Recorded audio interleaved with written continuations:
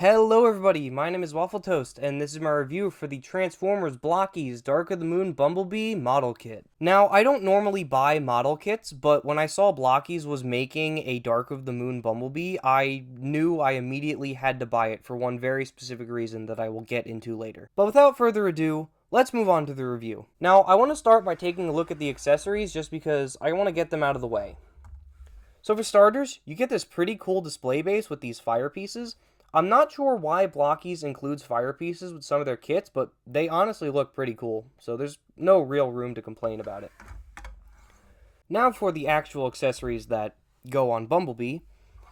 You get his arm blaster, which is an interesting case, because if you have any of the Studio Series Bumblebee figures, you'll know that his arm blaster just fits over his right hand and kind of works as a handheld gun, sort of. But the Blokees is pretty interesting, because instead of a normal blaster that just fits over the existing hand of the figure, it is actually a separate hand accessory that functions the same way as the other ones. It plugs onto a ball joint on the wrist. And I think that's actually really cool because it allows for a cleaner look of the arm cannon. So it doesn't have like a big hollow space underneath where it needs to fit over the arm. And I think that's actually pretty cool.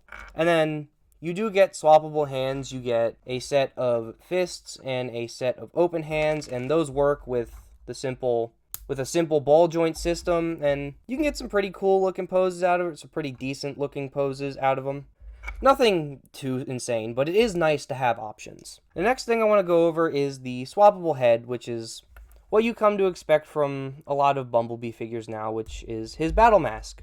Just pop it off like that, and now he has his battle mask. Again, pretty cool. And I should probably take this time to talk about the light up gimmick, which is another, honestly, really cool thing that this figure does, and I think a lot of Blokees figures do now.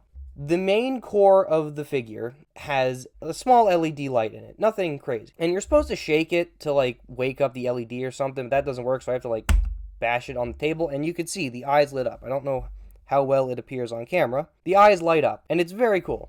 The insert for the headlights in the chest is also made out of the same clear blue plastic as the eyepieces, and it's supposed to connect to the main core and also shine the light through, but it doesn't work super well.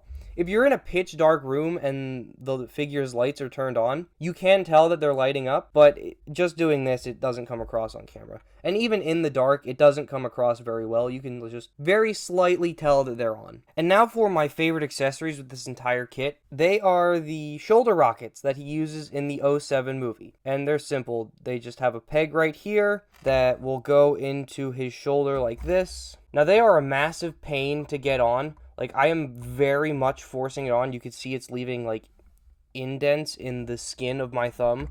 So I don't know if you can tell, but there are tiny raised sections on this tab. I would recommend shaving those down just so it's not as much of a pain to plug them onto the shoulders. But here you go. Here's how he looks with the shoulder rockets. Now you're probably wondering, if they only appeared in the '07 movie, why are they in this Dark of the Moon kit? Well, it's actually a pretty interesting piece of Transformers trivia. They were in the '07 movie, he used them to fire at Brawl, and when he was on the back of the tow truck, and that's where they're most known from. They were also in Revenge of the Fallen and Dark of the Moon. There is a split second where Bumblebee is in the background fighting Starscream when he breaks into the warehouse with Optimus to save Sam. You can see him use the missiles to fire at Starscream before getting hit with one of Starscream's missiles. They were even in Dark of the Moon. When Bumblebee is fighting Soundwave, you can see him pull out the rockets. I don't exactly remember if he fires them, but you can definitely see for, I think it's a good 2-3 seconds, Bumblebee has his shoulder missiles deployed while he's fighting Soundwave. So just an interesting piece of trivia for you. Let's get on to the articulation, just to get it out of the way. Head is on a ball joint, but it can't do a 360 because it is blocked by the shoulder loops for the missile pods, but it can look up that far and down that far, which is more than a lot of Transformers now. Shoulders are on a ball joint hinge system, so you can get some pretty decent range out of them. They can't do a 360 because of the back kibble. They have some pretty good range. Speaking of the back kibble, the door wings are on a ball joint, as well as the tires. There is a bicep swivel, elbows bend 90 degrees, and wrists are on a ball joint. Waist is on a ball joint, so it can move side to side, forward, back, and swivel.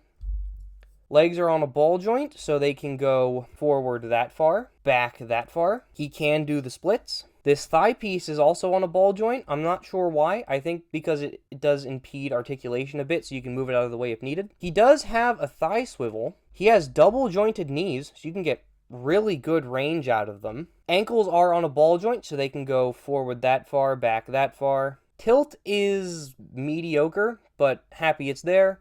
Surprisingly, you get more outward tilt than inward tilt for some reason. And the feet can do a 360 if you need them to.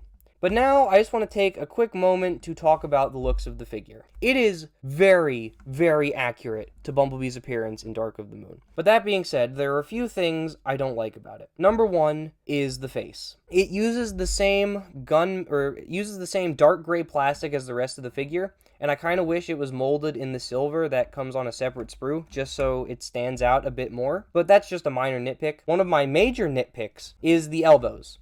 If you go look at every Bumblebee model, and even the way he moves in the movie, his arms are supposed to be like this, and the hinge is supposed to come this way. He is supposed to have, for lack of a better term, he is supposed to have gorilla arms. He never moves his arms to where the armor is on the side of his forearm.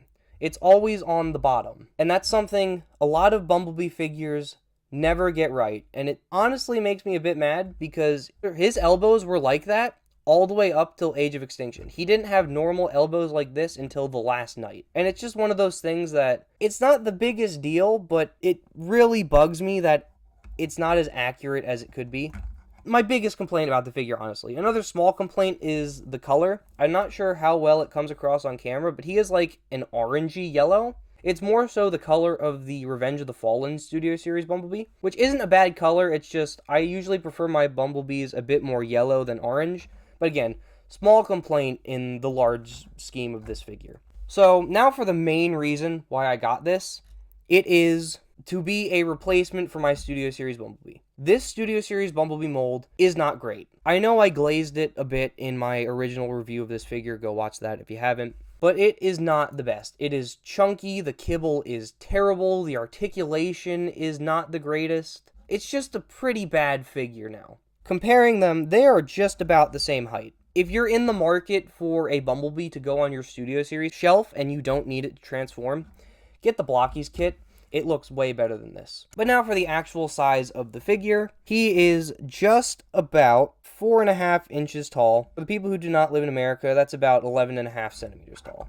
Now for my other comparisons I usually do. Here he is with Bandai Movie Monster Series Kiryu, World of Halo Master Chief. See how those scale with each other. That's pretty much it. So if you've watched this far into the video, so if you want to see more action figure or model kit reviews like this, leave a comment. With that being said, comment, like, subscribe, all that good stuff if you want to, until I upload again, whenever that may be. Goodbye.